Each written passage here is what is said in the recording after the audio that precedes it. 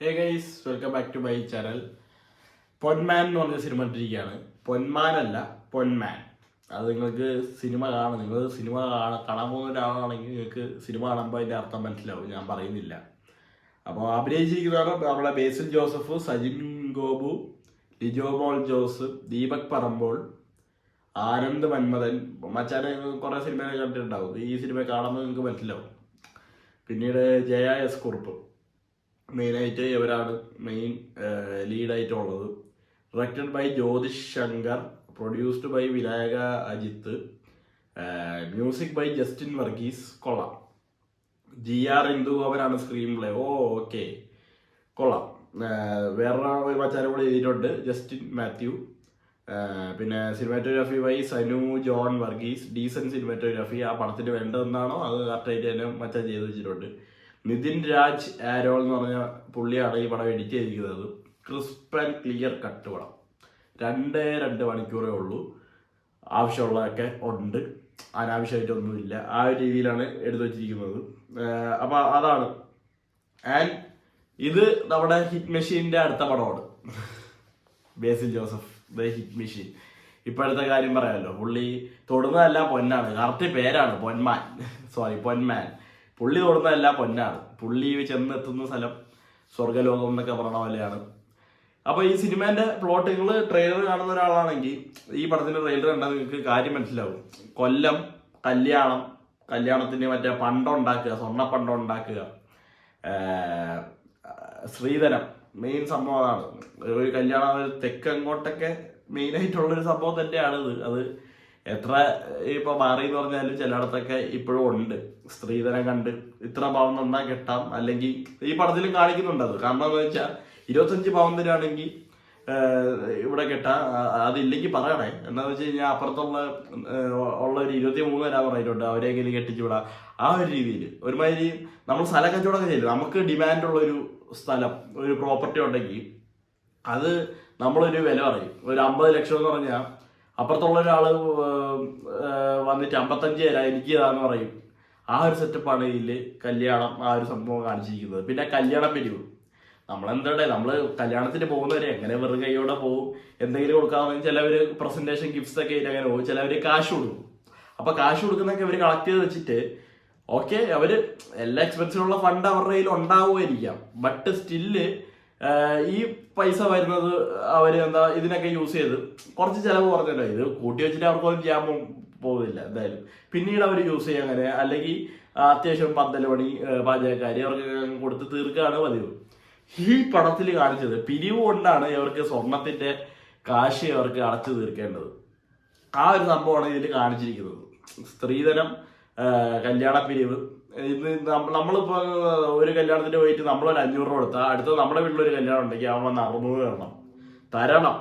എന്ന് വെച്ചാൽ നമ്മൾ ഒരു മൊമെന്റ് ഇങ്ങനെ കൊടുത്തു, അങ്ങോട്ടോ ഇല്ല ഇങ്ങോട്ടില്ല, അങ്ങനത്തെ ഒരു മൈൻഡിലാണ് നമ്മൾ ഇങ്ങനെ നിൽക്കുന്നതെങ്കിൽ അവിടെ അങ്ങനെയല്ല. തിരിച്ച് ഒരു 600 രൂപ ഇങ്ങോട്ട് അല്ലെങ്കിൽ 500 രൂപ കൊടുത്തത് അല്ലെങ്കിൽ അതിൽ കൂടുതലായിട്ട് തിരിച്ച് കിട്ടണം, കുറയരുത്. ആ ഒരു സംഭവമാണ് പടത്തിൽ കാണിച്ചിരിക്കുന്നത്. ഭയങ്കര സിമ്പിൾ ആയിട്ടുള്ളൊരു കാര്യമാണ് കാണിച്ചിരിക്കുന്നത്. ഒരു പെണ്ണിന്റെ ഇഷ്ടമോ അങ്ങനെ ഒന്നും നോക്കാതെ സ്വത്തിൻ്റെയും കാര്യത്തിൻ്റെയും കാശിൻ്റെ ഒക്കെ കാര്യങ്ങളൊക്കെ പറഞ്ഞ് കെട്ടിച്ചു വിടുക. ആ ഒരു സംഭവത്തിനെ നല്ല രീതിയിൽ പ്രൊജക്റ്റ് ഔട്ട് ചെയ്ത് കാണിച്ചിട്ടുണ്ട് പടം. ആൻഡ് ബേസിൽ ഒരു കിടിലൻ കഥാപാത്രത്തിനെ ഈ പടത്തിൽ കാണിച്ചു വെച്ചിട്ടുണ്ട്. മച്ചാൻ്റെ പരിപാടി എന്താണെന്ന് ഞാൻ പറയുന്നില്ല, അത് ഇത്രയും ഞാൻ പറഞ്ഞില്ല. അതെങ്കിലും നിങ്ങൾ പടം കാണുമ്പോൾ നിങ്ങൾ ഇരിക്കട്ടെ.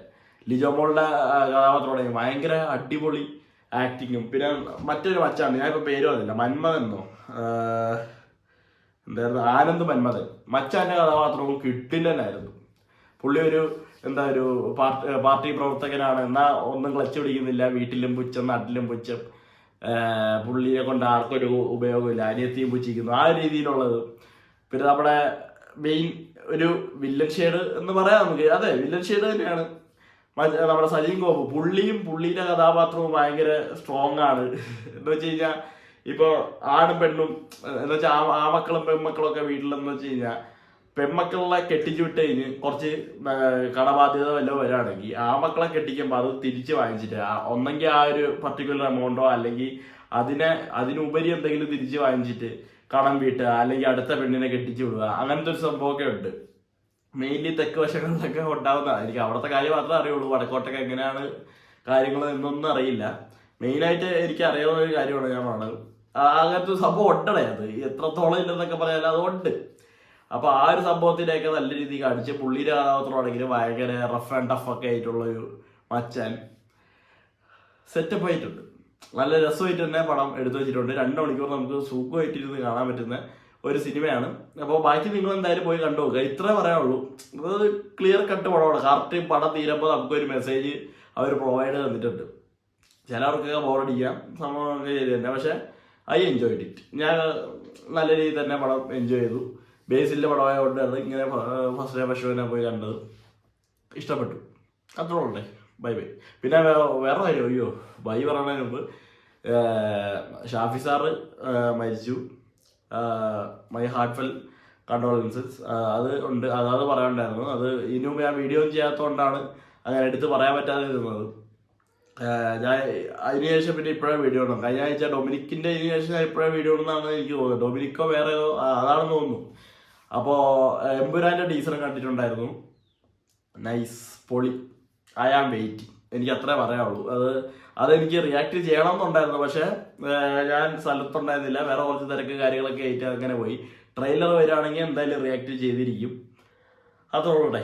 എന്തായാലും ഫെബ്രുവരി 14-ാം തീയതി ഒരു ലോഡ് പടങ്ങൾ ഇറങ്ങുന്നുണ്ട്. മലയാള പടങ്ങൾ തന്നെ 4 ഉണ്ട്. നമ്മുടെ മമ്മൂക്കേൻ്റെ ബസൂക്ക, പെപ്പേൻ്റെ ദാവീദ് ബോക്സിംഗ് പടം, പിന്നീട് ബ്രൊമാൻസ് എന്ന് പറഞ്ഞ സിനിമ ഇറങ്ങുന്നുണ്ട്, അതെനിക്ക് കാണണമെന്നുണ്ട്. പൈങ്കിളി എന്ന് പറഞ്ഞ സജീവ് ഗോപുവും അനശ്വരയുള്ള ജിത്തു മാധവും സ്ക്രിപ്റ്റ് ചെയ്ത സിനിമയുണ്ട്, അത് കാണണം.